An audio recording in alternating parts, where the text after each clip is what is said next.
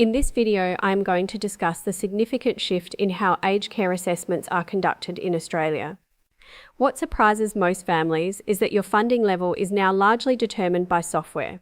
A computer program or algorithm processes your responses and calculates what support you qualify for. I know that sounds impersonal, but here's the thing: once you understand how this system operates, you can actually use that knowledge to your advantage. During your assessment, the assessor will ask about daily activities: bathing, getting yourself ready in the morning, mobility around the house, preparing food, keeping your home tidy, managing prescriptions. But this isn't a free-flowing chat. The assessor is inputting responses into a digital system, and those inputs directly shape your outcome. Let's say the assessor asks about your ability to wash yourself. Their screen might offer options like without difficulty, with some difficulty, or unable to do this.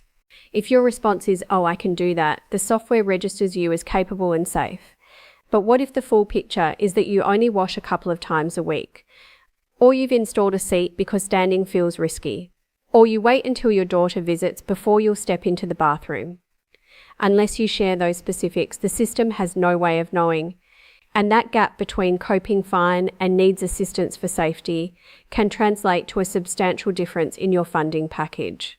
Here's what trips people up more than anything: pride. I encounter this regularly.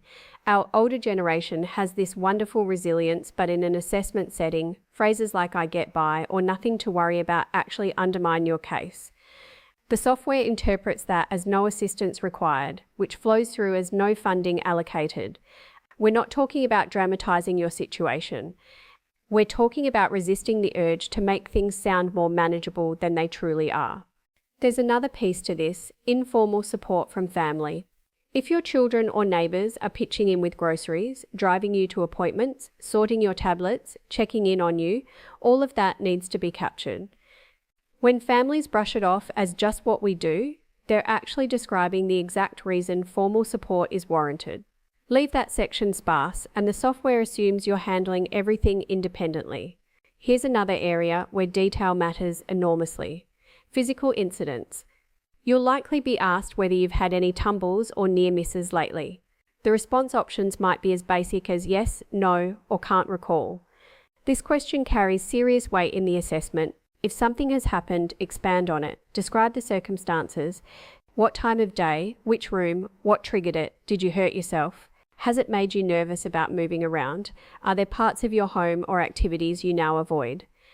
Those specifics transform a one-word answer into a genuine picture of your situation, and that picture influences your funding outcome. If there have been changes to cognition, having someone who knows the day-to-day reality in the room becomes essential. Saying "Dad's been a bit forgetful" doesn't give the assessor much to work with. What helps is painting the picture: skipping doses of medication, groceries going off in the pantry, the kettle left boiling dry, putting on yesterday's outfit again, losing track of familiar routes, calling multiple times about the same thing. Individually, these might seem minor. Together, they tell an important story, and that story needs to reach the assessor. If you're going through the assessment yourself and you've noticed your memory isn't what it was, speak up. This is precisely the moment to be open about it. There's nothing embarrassing about being honest. I won't pretend this process is straightforward, but when you go in prepared, when you give the assessor an accurate, complete picture, you maximize your chances of receiving the support you genuinely need. If this has been useful, hit subscribe.